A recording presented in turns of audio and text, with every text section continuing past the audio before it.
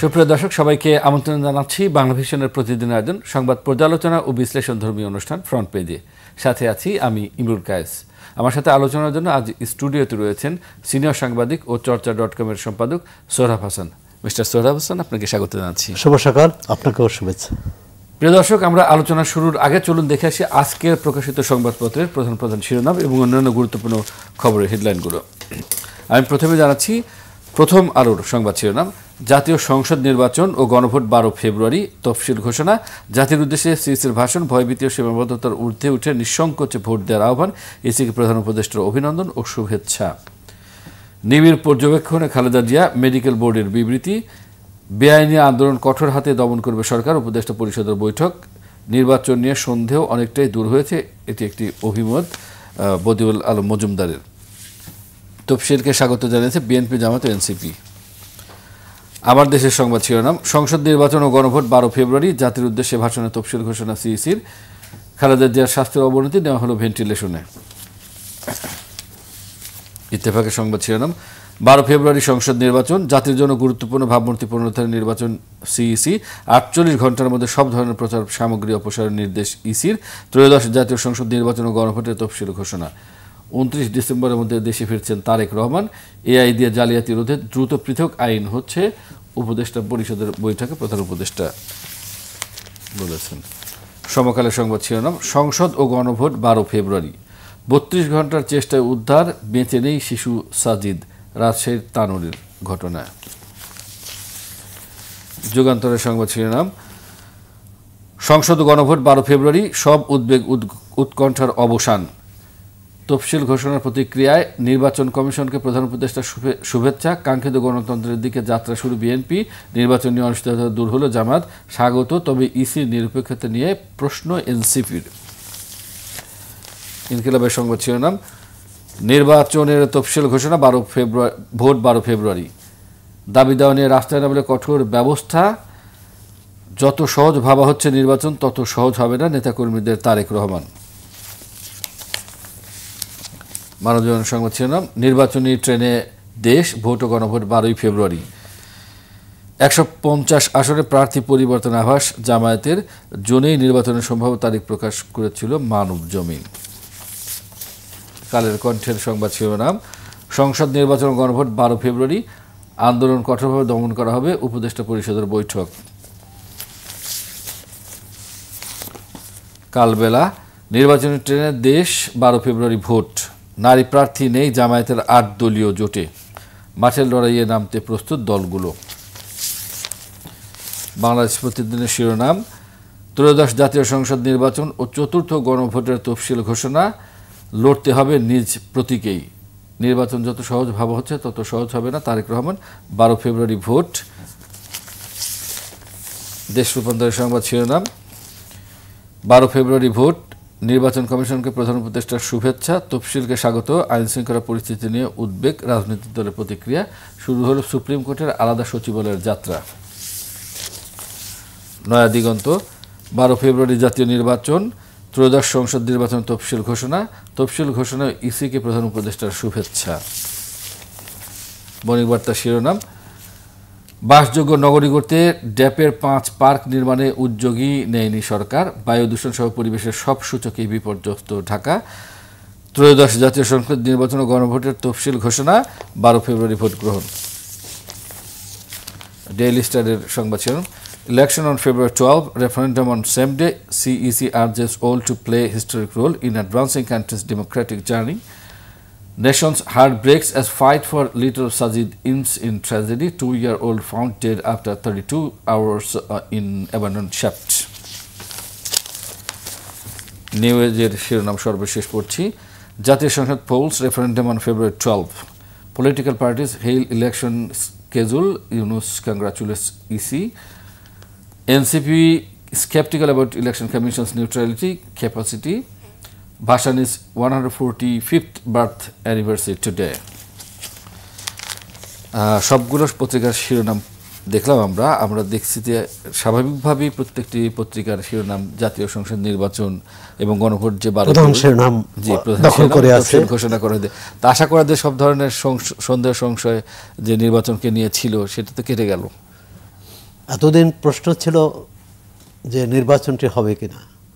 তফসিলের পর আমরা ধরে নিতে পারি যে নির্বাচনের যে আইনি জটিলতা অবসান হয়েছে, কিন্তু নির্বাচনটি কেমন হবে, নির্বাচন কমিশনের উপর যে দায়িত্ব সেটি গুরুদায়িত্ব, সেটা তারা কীভাবে পালন করবে, সরকার কতটা সহযোগিতা করবে, প্রতিযোগী রাজনৈতিক দলগুলো কতটা সহযোগিতা করবে, সব মিলেই কিন্তু নির্বাচন প্রক্রিয়াটা একটা সম্মিলিত উদ্যোগ। এখানে আচরণবিধি অনেক ক্ষেত্রে আমরা দেখি আচরণবিধি করা হয়, সেটা মানা হয় না, এবং না মানলে তার বিরুদ্ধে ব্যবস্থা নেওয়া হয় না। এই যদি ব্যবস্থা না নেওয়া হয় তখন কিন্তু গোল বাঁধে, জোর যার মুলুক তার, সেটা দেখানোর চেষ্টা করে। এবং এই নির্বাচনটি একটি কী বলবো যে একটি জটিল পরিস্থিতিতে অনুষ্ঠিত হতে যাচ্ছে। 24শে জুলাইয়ের আগস্টের যে অভ্যুত্থান, সে অভ্যুত্থানে সাবেক সরকার বিদায় নিতে বাধ্য হয়েছে। পরবর্তীকালে অন্তর্বর্তী সরকার গঠিত হয় এবং তারা রাষ্ট্র সংস্কার, গণতন্ত্র, বিচার ইত্যাদিতে মানে শেষ পর্যন্ত জুলাই সনদ হয়েছে। যা 12ই ফেব্রুয়ারি কিন্তু শুধু জাতীয় সংসদ নির্বাচন হচ্ছে না, এর পাশাপাশি গণভোটও হচ্ছে। সুতরাং এটিও কিন্তু সরকারের জন্য, নির্বাচন কমিশনের জন্য একটা বড় চ্যালেঞ্জ। গণভোট মানে অন্তর্বর্তী সরকার রাজনৈতিক দলগুলোর সাথে আলাপ আলোচনা করে যে উপসংহার টেনেছে, যে জুলাই সনদ তৈরি করেছে, তার প্রতি মানুষের সমর্থন আছে কিনা। এখন যদি সেখানে জনসমর্থন, গরিষ্ঠ সংখ্যক মানুষের সমর্থন দেখাতে পারে খুব ভালো, যদি না থাকে তাহলে কিন্তু এই পুরো প্রক্রিয়াটা একটা প্রশ্নবিদ্ধ হবে, অন্তত নৈতিকভাবে হবে।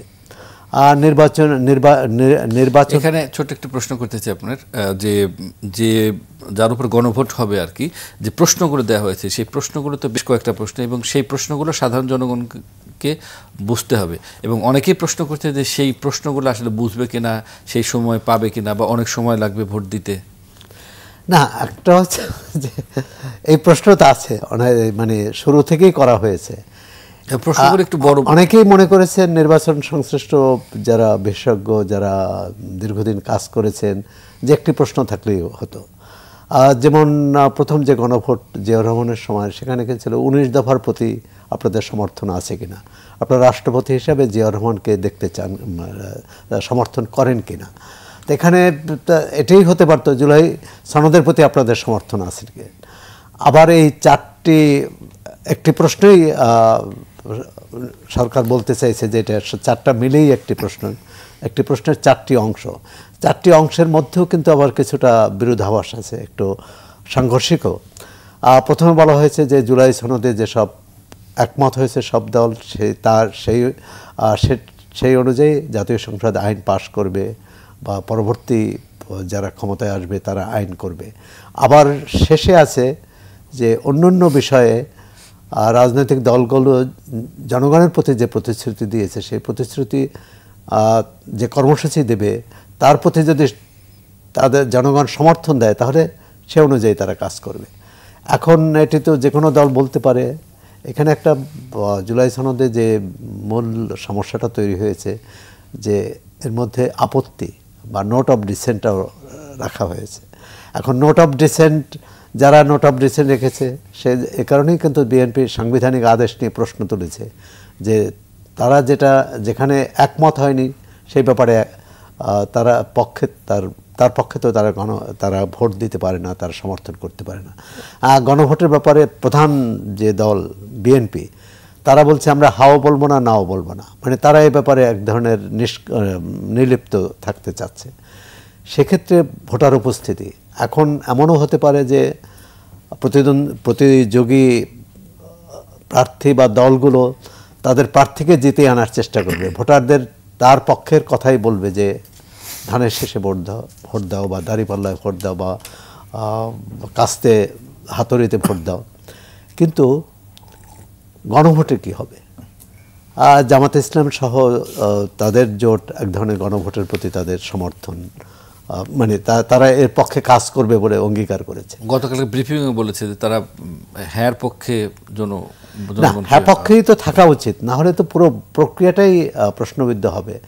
এখন বিএনপি এর আগের অবস্থান ছিল যে তারা এটা নিয়ে কোনো করবে না, মানে হা বা না পক্ষেও নার পক্ষেও ভোট দিতে বলবে না, হার পক্ষেও ভোট দিতে বলবে না। তারা তাদের প্রার্থীদের জিতিয়ে এনে তারা চায় যে ভবিষ্যতে যে জাতীয় সংসদ হবে সেই সংসদে আবার গণভোটের ইতিবাচক সাড়া দিল, জনগণ হা ভোটের পক্ষেই রায় দিল। কিন্তু সেটাও কিন্তু আইনে পরিণত হবে তখনই যখন আগামী জাতীয় সংসদ সেটি অনুমোদন করবে। তা সবটা মিলে আর রাজনৈতিক মতৈক্যের বিষয়। কিন্তু আমরা দেখলাম জুলাই সনদ বা পরবর্তী সাংবিধানিক আদেশ নিয়ে একটা রাজনৈতিক মতানৈক্য তৈরি হলো, এখনও সেটি চলছে একে অপরের বিরুদ্ধে। যেমন বিএনপি বলছে যে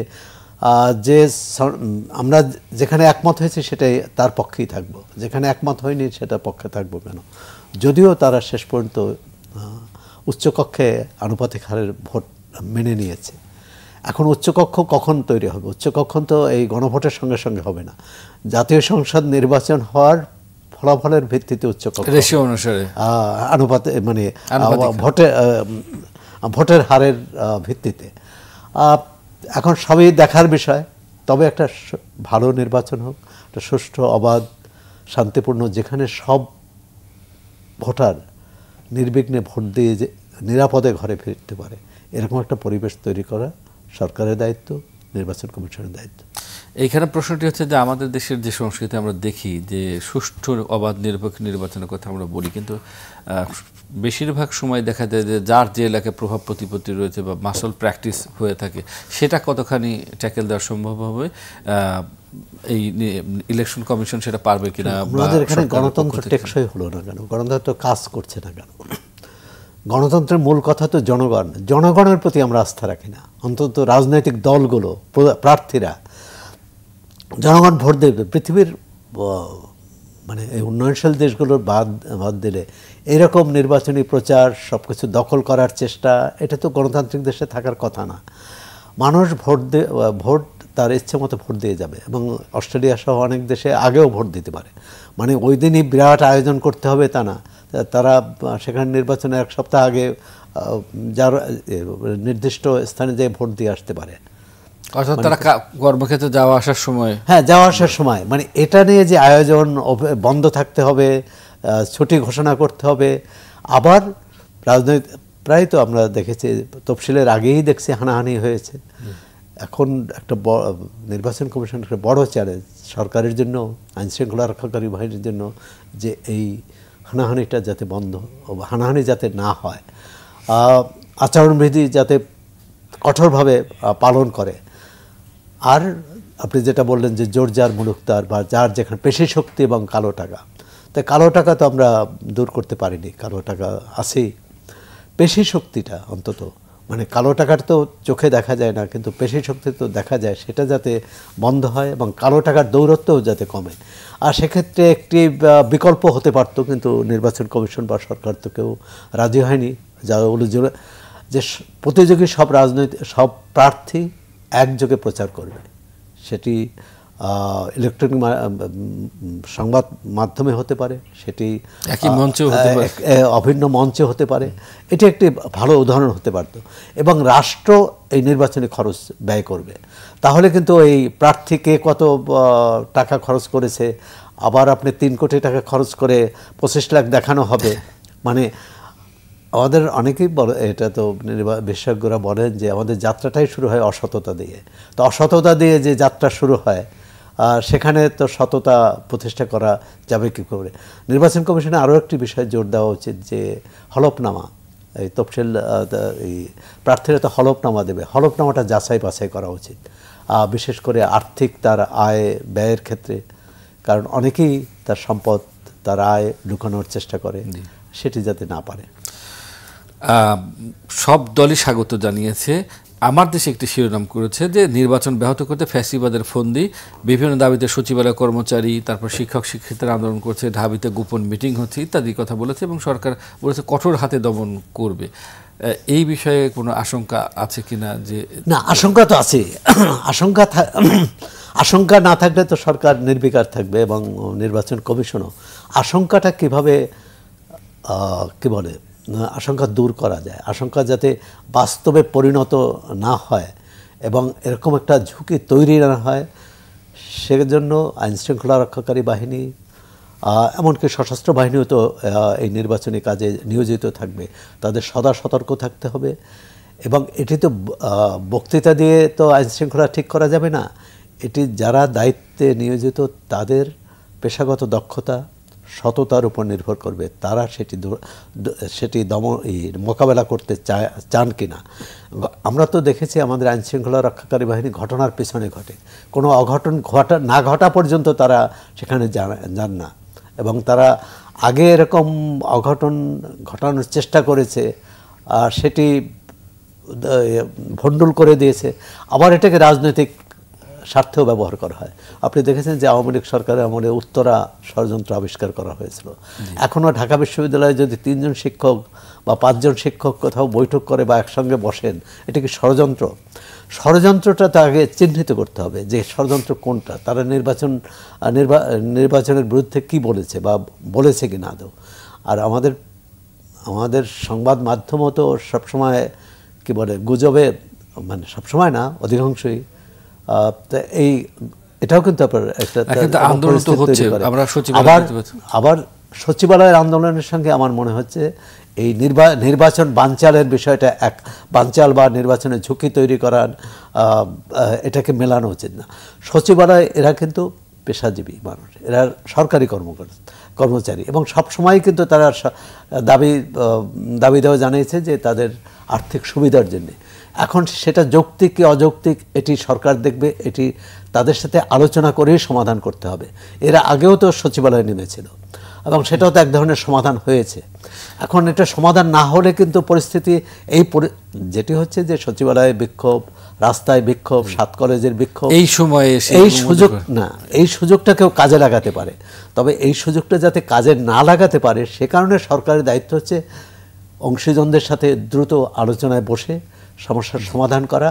কারণ নির্বাচনকে সামনে রেখে তো নানা রকম তৎপরতা চলবে। আর আওয়ামী লীগের পক্ষ থেকে, আওয়ামী লীগ তো এখন দৃশ্যমান নয়, তারা ধরুন সামাজিক যোগাযোগ মাধ্যমে বা বিদেশ থেকে বলল যে নির্বাচন প্রতিহত করো। আর নির্বাচন প্রতিহত করবে কি করে? নির্বাচন প্রতিহত করা খুব কঠিন। 15 ফেব্রুয়ারি নির্বাচন কিন্তু সব বিরোধী দল মিলে পারেনি। 14 সালের নির্বাচন প্রতিহত করতে পারেনি। নির্বাচন প্রতিহত করা কঠিন।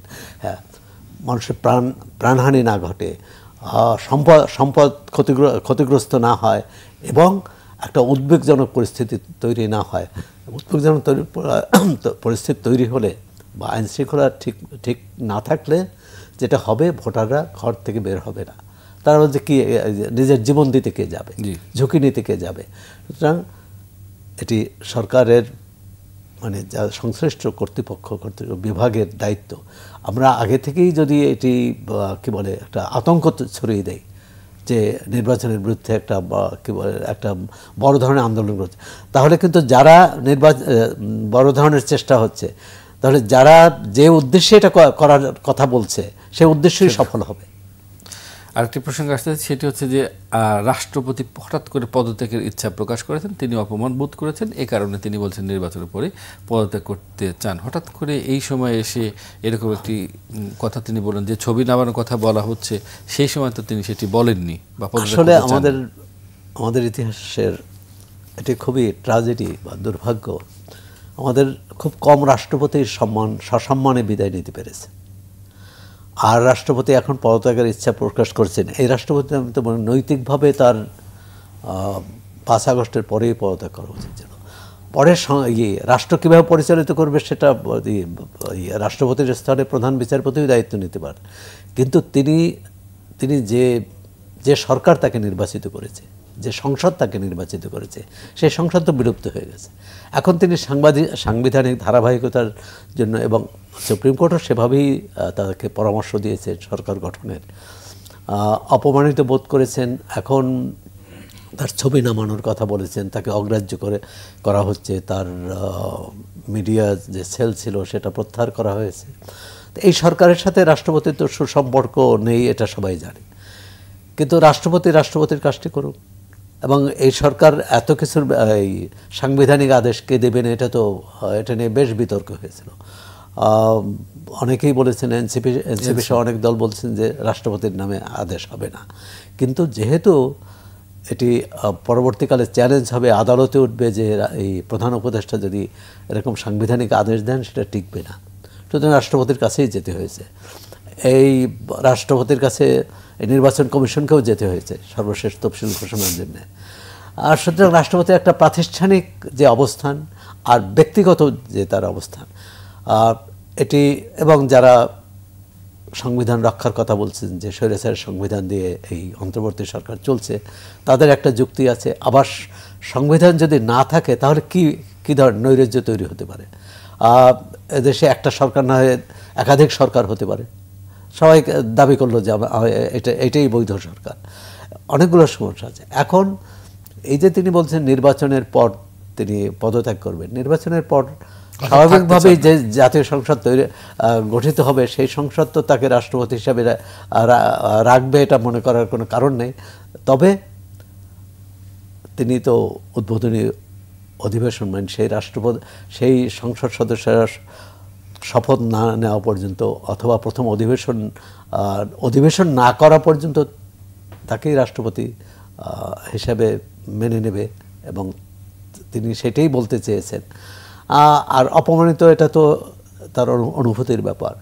এবং আমি মনে করি যে কোনো সাংবিধানিক, সেটা শুধু বর্তমান রাষ্ট্রপতির ক্ষেত্রে নয়, এর আগে বিচারপতি শাহাবুদ্দিন আহমদ কীভাবে বিদায় নিয়েছেন জানেন, ইয়াজউদ্দিন আহমদ কীভাবে বিদায় নিয়েছেন। ইয়াজউদ্দিন আহমদ তো ছিলেন বিএনপির তৎকালীন মনোনীত রাষ্ট্রপতি। পরবর্তীকালে তিনি তত্ত্বাবধায়ক সরকারের প্রধান হয়ে তো 2007-এর নির্বাচনটি করা গেল না, এবং তিনি পক্ষপাত দেখালেন। পরবর্তীকালে তিনি যে রাষ্ট্রপতি ছিলেন সেটাও কিন্তু সাংবিধানিকভাবে তার কোনো ক্ষমতা ছিল না, তাকে যা বলতে বলা হয়েছে সেটাই। এখনও এইরকম অবস্থায় একটা এই তার অনুভূতি প্রকাশের দুটি দিক, একটা হচ্ছে ব্যক্তিগত, একটা রাষ্ট্রপতি। কিন্তু হঠাৎ করে এই সময়টায় তফসিল ঘোষণা হলো, আমার মনে হয় না যে এটার জন্য আলাদা তাৎপর্যপূর্ণ আছে 2 মাসে। এবং এটি অনেকে ভাবতে পারে যে এই ঘোষণার পিছনে কোনো রহস্য আছে কিনা, এখন সেটার জন্য আমরা অপেক্ষা করব। কিন্তু যে কোনো রহস্য বা যে কোনো অন্যরকম তৎপরতা করতে হলে তার একটা শক্তি দরকার, জনভিত্তি দরকার। সেই জনভিত্তি কি আছে? সে তো নেই।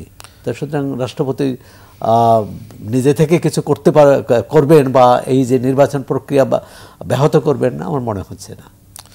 2 ছাত্র উপদেষ্টা পদত্যাগ করেছেন, তারপর পরই গতকাল সন্ধ্যায় আমরা দেখেছি যে তৃণমূল এনসিপি তারা বিক্ষোভ করেছেন। তৃণমূল এনসিপি তারা এনসিপি থেকে বের হয়েছে, তৃণমূল এনসিপি গঠন করেছেন, এবং উপদেষ্টা আসিফ মাহমুদ এবং মাহফুজ আলম তাদের বিরুদ্ধে বিক্ষোভ করেছেন। তাদের বিরুদ্ধে যে দুর্নীতির অভিযোগ রয়েছে সেগুলো তদন্ত করার জন্য দুর্নীতি দমন কমিশনের কাছে তারা আহ্বান জানিয়েছেন। না, দুর্নীতি দমন কমিশনের কাছে যে কোনো একজন নাগরিকও যে অভিযোগ দিতে পারেন যে কোনো ব্যক্তির বিরুদ্ধে। প্রশ্ন হলো যে এই যে তারা যে অভিযোগটা করেছেন তার ভিত্তি কি? এর আগে আমরা দেখেছি যে যেহেতু আসিফ মাহমুদ সজীব ভুঁইয়া তিনি স্থানীয় সরকার মন্ত্রণালয়ের দায়িত্বে, তার মন্ত্রণালয়ের অধীনে অনেক উন্নয়ন কাজ গ্রাম পর্যায়ে পর্যন্ত সেটা এখন সেখানে প্রকল্প ধরে বা উন্নয়ন কাজ ধরে কোথায় কোথায় দুর্নীতি হয়েছে, এবং তাদের বিরুদ্ধে যখন দুর্নীতির কথা বলা হয়েছে তো একা দুর্নীতি করেনি, এর একটা নেটওয়ার্ক থাকে। যদি দুর্নীতি হয়ে থাকে তার সাথে কারা জড়িত, কি তথ্য প্রমাণ আছে। একটা হচ্ছে নির্বাচন কমিশনে তারা এই অভিযোগটা জানাতে পারে, তারা সংবাদ সম্মেলন করেও জানাতে পারে। আবার এখানে অনেকটা তারা পদত্যাগ করার পরই এর মধ্যে অন্য কোনো রাজনীতি আছে কিনা। তৃণমূল এনসিপির কথা কিন্তু আমরা খুব একটা শুনিনি। কালকে এটা নতুন করে আত্মপ্রকাশ করেছে এবং আত্মপ্রকাশ এর করলো। সাথে বৈষম্য বিরোধী যে যারা আন্দোলনে ছিল তারাই কেউ কেউ জড়িত রয়েছেন এবং তারা সামনের সারি থেকেই নেতৃত্ব দিচ্ছেন। বলছেন যে যারা বাংলাদেশপন্থী, বাংলাদেশকে ভালোবাসে তাদেরকে তাদের দলে যোগ দেওয়ার, এই তৃণমূল এনসিপিতে যোগ দেওয়ার আহ্বান। এখন এনসিপি কি বাংলাদেশকে ভালোবাসে না, অন্য দল ভালোবাসে না? হ্যাঁ, প্রথমত তারা যে, আমি মনে করি যে তারা যে একটা অভিযোগ এনেছে একজন নাগরিক হিসাবে বা একদল নাগরিক হিসাবে, সেই অভিযোগটা খতিয়ে দেখা উচিত যে আদৌ এই অভিযোগের ভিত্তি আছে কিনা। ভিত্তি থাকলে আইনি ব্যবস্থা নেওয়া উচিত।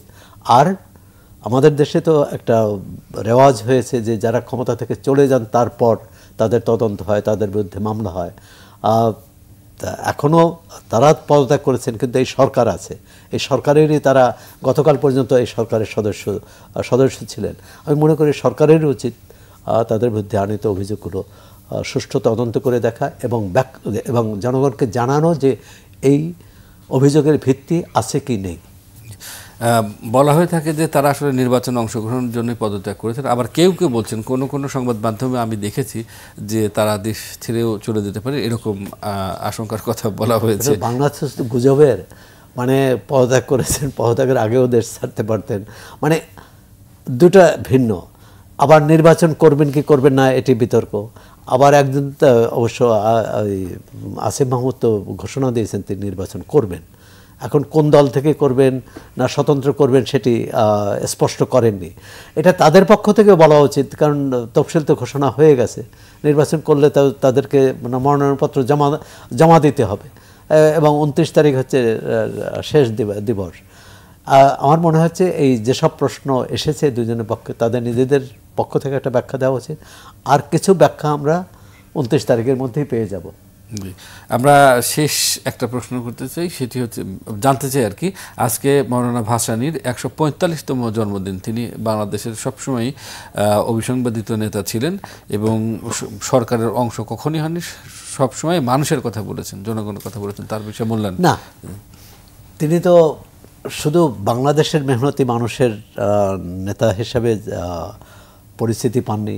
তিনি একসময় তো বলা হতো যে তিনি বামপন্থী রাজনীতিক ছিলেন, গণমানুষের রাজনীতিক ছিলেন, গণমানুষের নেতা ছিলেন এবং এটি ঠিক তিনি সব সরকারের বিরুদ্ধে অবস্থান নিয়েছেন। এবং তাকে একসময় বলা হতো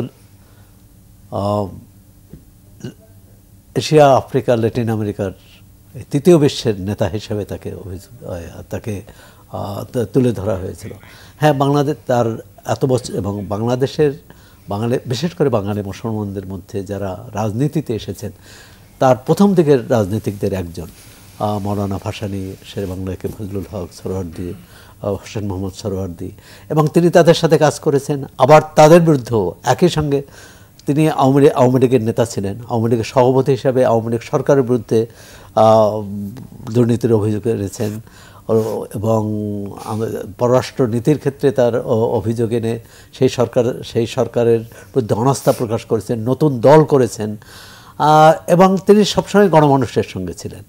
আর তার যে ত্যাগ, তার যে সংগ্রাম, এটি ভবিষ্যৎ প্রজন্মকে উজ্জীবিত করবে এবং অনুপ্রেরণা যোগাবে। ধন্যবাদ মিস্টার সোহরাব হাসান চমৎকার আলোচনার জন্য। প্রিয় দর্শক, দেখতে দেখতে আমাদের অনুষ্ঠান একদম শেষ প্রান্তে চলে এসেছি। ফ্রন্ট পেজ অনুষ্ঠানটি প্রতিদিন সকাল 9টা 20 থেকে 25 মিনিটের মধ্যে প্রচার হয়। দেখার আমন্ত্রণ জানিয়ে আজ এখানেই শেষ করছি। সবাই ভালো থাকুন, সুস্থ থাকুন। আল্লাহ হাফেজ।